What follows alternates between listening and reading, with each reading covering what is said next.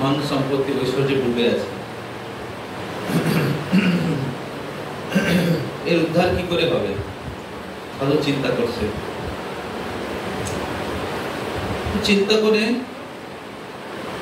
সাধু চলে গেছে।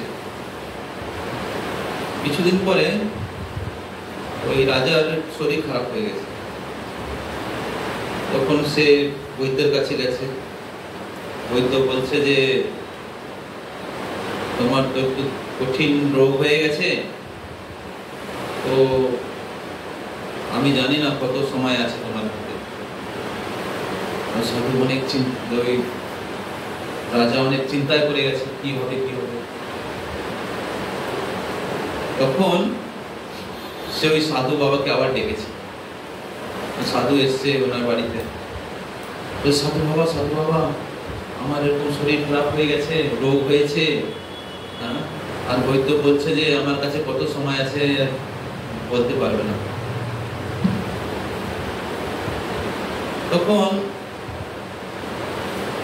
সাধু বাবা বলছে ঠিক আছে, চিন্তা নেই, তুমি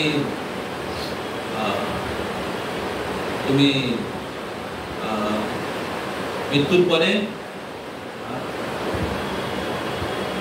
খুব একটা সুন্দর লোকে ফিরে যাবে। তখন রাজা একটু আশা পেয়েছে, যে কিন্তু ওখানে একটা প্রবলেম আছে।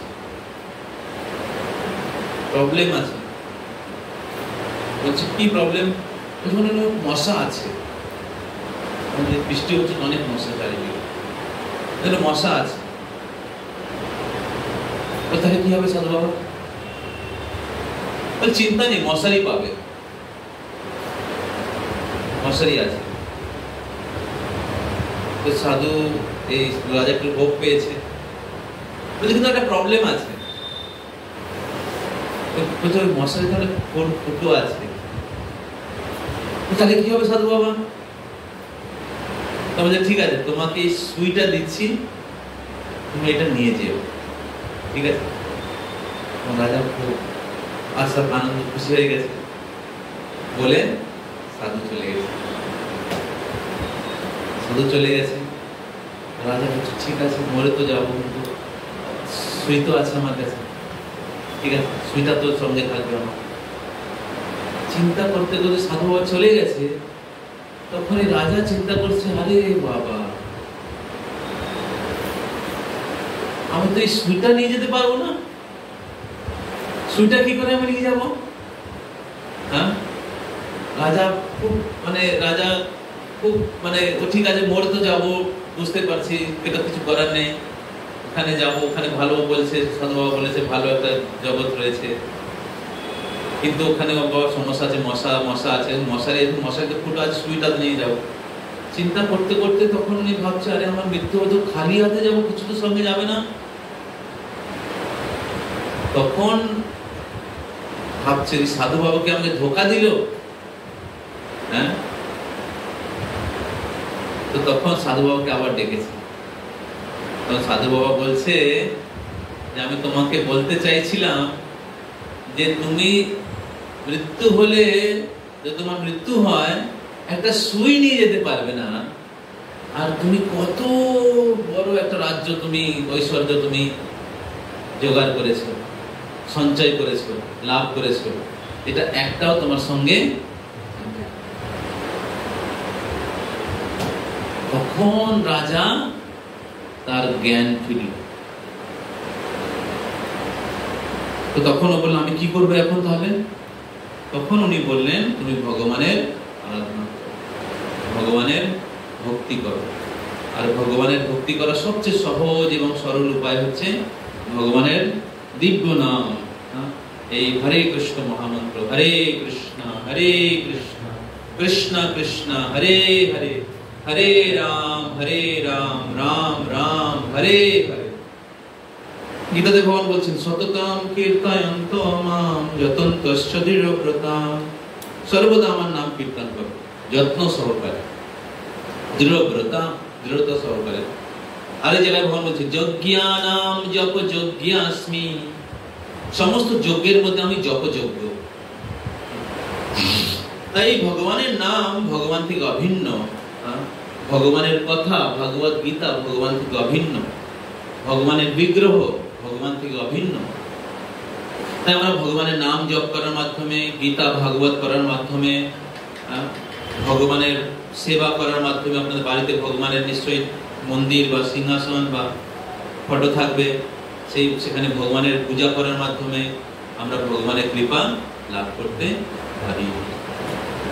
তখন সাধু বাবা বলেন, এইভাবে তুমি যদি ভগবান যতটুকু সময় তোমার কাছে আছে, যতদিন বেঁচে আছো, যদি ভগবানের আরাধনা করে যাও, তাহলে মৃত্যুর পরে তোমাকে আর এই জন্ম মৃত্যু সংসারে, দুঃখময় সংসারে ফিরে আসতে হবে না, তুমি ভগবানের ধামে ফিরে যাবে।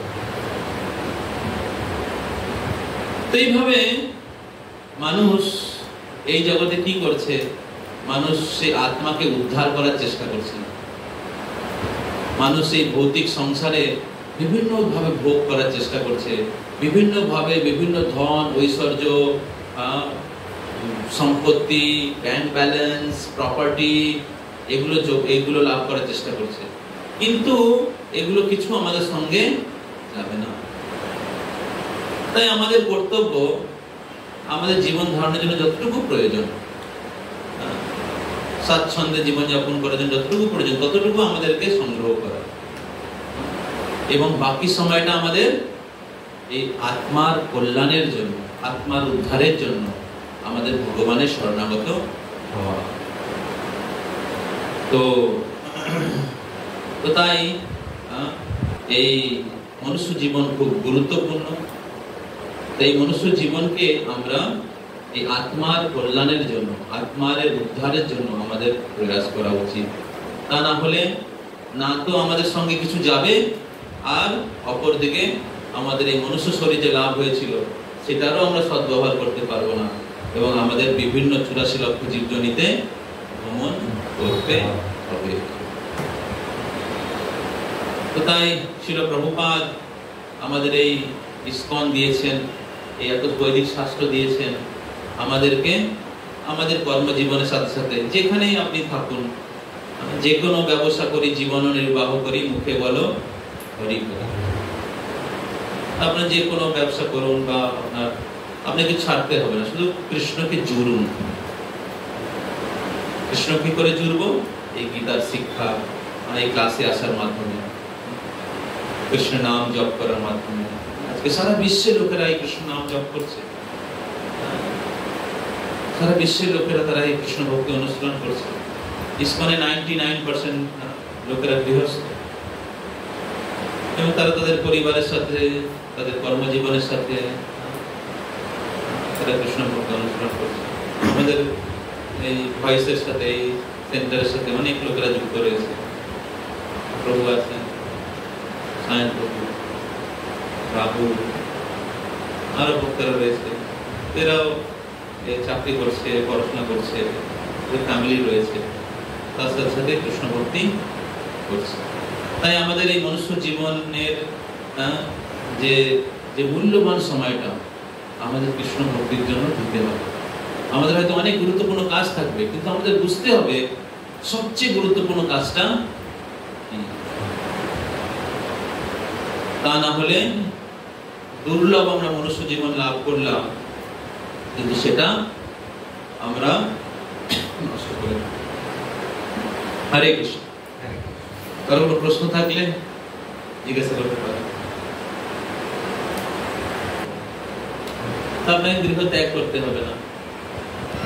আপনার স্ত্রী, পুত্র, পরিবার সবাই মিলে ভগবানের আশ্রয়, এটাকে বলে বৈকুণ্ঠ জীবন, যেখানে কোনো কুণ্ঠা নেই, দুঃখ নেই।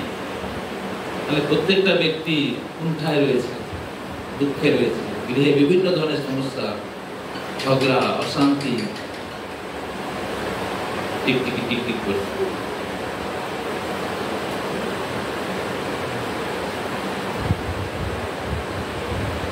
তো তাই আমরা এই উইকলি ক্লাসগুলো আমরা শুরু করেছি। আমাদের আরো পুরো কলকাতাতে অনেক ক্লাসেস চলছে। এই ক্লাসে বিভিন্ন অ্যাক্টিভিটি আছে, আমরা পরে আরো খুব সুন্দরভাবে আমাদের ভক্তি বৃক্ষ ক্লাস শুরু হবে, সেখানে আমাদের আইস ব্রেকার হয়। শুরুতে একটা খুব সুন্দর একটা সিঙ্গেল টপিক কোশ্চেন আনসার মতো হয়, সেখানে সবাই বিভিন্ন প্রশ্নের উত্তর দেয়। তারপর কীর্তন হয়, তারপর আমরা মেডিটেশন করাই, তারপর ভাগবত গীতার উপর টপিক রয়েছে, সেই টপিকটা আলোচনা হয় একটা গ্রুপের মধ্যে, সেখানে সবাই অংশগ্রহণ করে, প্রশ্ন উত্তর হয়, সবার কন্ট্রিবিউশন থাকে।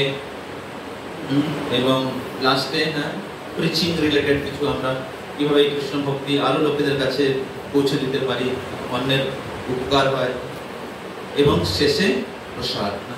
তো এইভাবে 7টা অ্যাক্টিভিটি থাকে আমাদের ক্লাসে। খুব সুন্দর, আমাদের যেরকম আগের দিন বলছিলাম, আমরা সিলেবাস বুক বানানো আছে গীতার উপরে, 5টা লেভেলের। তো প্রথম লেভেল হচ্ছে কি বই বলেছিলাম আমরা? প্রথম কোর্সটার নাম কি নাম?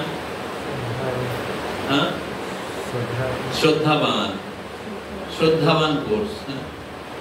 এখানে দেখুন ক্লাসের ছবি দেওয়া রয়েছে।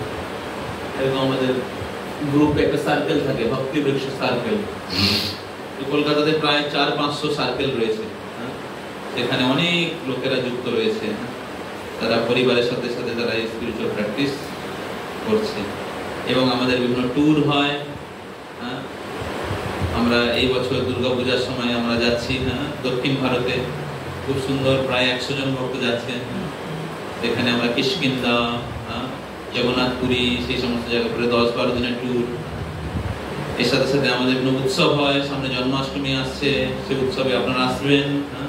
আমাদের মিন্টো পার্কে মন্দিরে ওখানে খুব সুন্দর 2-3 দিনের ফেস্টিভ্যাল হবে, আপনারা সেই প্রোগ্রামের ইনভিটেশন পাবেন। এবং মাঝে মাঝে আমাদের বিভিন্ন ক্যাম্প হয়, 2 দিনের 3 দিনের ছোট ছোট ক্যাম্প হয়। পিকনিক, যেন 15 তারিখে একটা প্রোগ্রাম করছি, 15 আগস্ট, একটা পিকনিক মতো আপনারা আসতে পারেন, প্রভু আপনাদেরকে জানাবে। তো এবং আমাদের বিভিন্ন সেমিনারস হয়, বিভিন্ন মহারাজরা আসেন, সিনিয়র মহারাজরা, গুরু মহারাজরা তারা আসেন, তারা সেমিনার দেন। বিভিন্ন অডিটোরিয়াম প্রোগ্রাম হয়, হাউস প্রোগ্রাম হয়, প্রসাদম ডিস্ট্রিবিউশন হয়, হরিনাম সংকীর্তন হয়। খুব সুন্দর কৃষ্ণ কনসিয়াস লাইফ, একটা খুব জয়ফুল লাইফ, কৃষ্ণ ভক্তি জীবন একটা খুব আনন্দময় জীবন। সেখানে অনেক অ্যাক্টিভিটিস রয়েছে, শুধু ফিলোসফি নয়।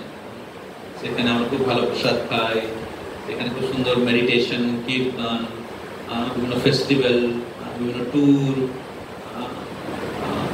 এইভাবে নৃত্য, খুব সুন্দর অ্যাসোসিয়েশন। তো ভগবানের দিব্য বিগ্রহে দর্শন। তো এইভাবে কৃষ্ণ ভক্তি হচ্ছে কমপ্লিট। এখানে কি ছবি রয়েছে, ট্যুরের ছবি, মেডিটেশনের ছবি, গ্রুপ ডিসকাশনের ছবি। এই পোস্টারগুলো আমি বানিয়েছিলাম অনেক বছর আগে। এখানে দেখুন মাঝখানে ছবি আছে, এখানে আমার ছবি, রথযাত্রা। প্রায় আমি 2008 থেকে 10-এর মধ্যে বানিয়েছিলাম পোস্টার থেকে ছবি তোলা হয়েছে। একটা সেমিনার হচ্ছে মিডল অডিটোরিয়ামে, সাধারণ ডিস্ট্রিবিউশন হচ্ছে। বৃন্দাবন ট্যুর, বৃন্দাবনে সাকরি কোর বলে একটা জায়গা রয়েছে, এখানে ছবি। এটা ভক্তি বিশ্ব ক্লাস হাউস, বাড়িতে বাড়িতে হয়। আপনারা আপনাদের বাড়িতে প্রোগ্রাম করতে চাইলে করতে পারেন, খুব ভালো লাগে। এইভাবে কৃষ্ণ কনসিয়াসনেসে অনেক ধরনের অ্যাক্টিভিটি রয়েছে। চিলড্রেন প্রোগ্রামও হয় বাচ্চাদের জন্য, কিডস প্রোগ্রাম, বৃন্দা গার্ডেন রয়েছে বাচ্চাদের জন্য। আমরা বিভিন্ন কিছু শেখাই, শ্লোকা রিসাইটেশন, স্টোরি টেলিং, পেন্টিং,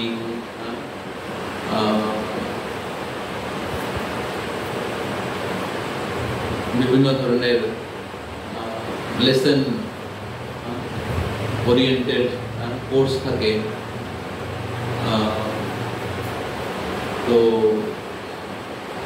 খুব সুন্দর গেমস থাকে বাচ্চাদের। এইভাবে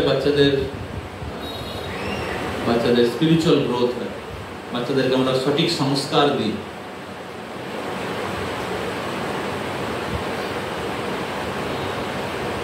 পুরানো স্লাইড।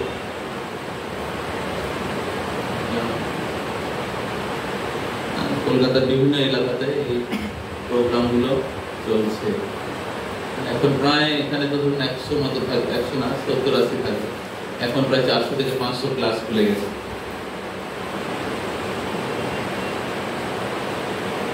হরে কৃষ্ণা। ওকে, তো আশা করি আপনাদের ভালো লাগছে। তো আপনারা আপনাদের ওয়ার্কিং লাইফের সাথে সাথে সপ্তাহে একদিন আসবেন এবং আশা করি সামনের সপ্তাহে আরো লোকেরা আসবে। তো আমরা কন্টিনিউ করবো। সামনের সপ্তাহে আমি দেখছি যে এই স্লাইডের কয়েকটা স্লাইড যেগুলো বেঁচে আছে সেগুলো করাতে পারি। তা না হলে আমরা ল অফ কর্মার দুটো অপশনই আমাদের রইল। ঠিক আছে।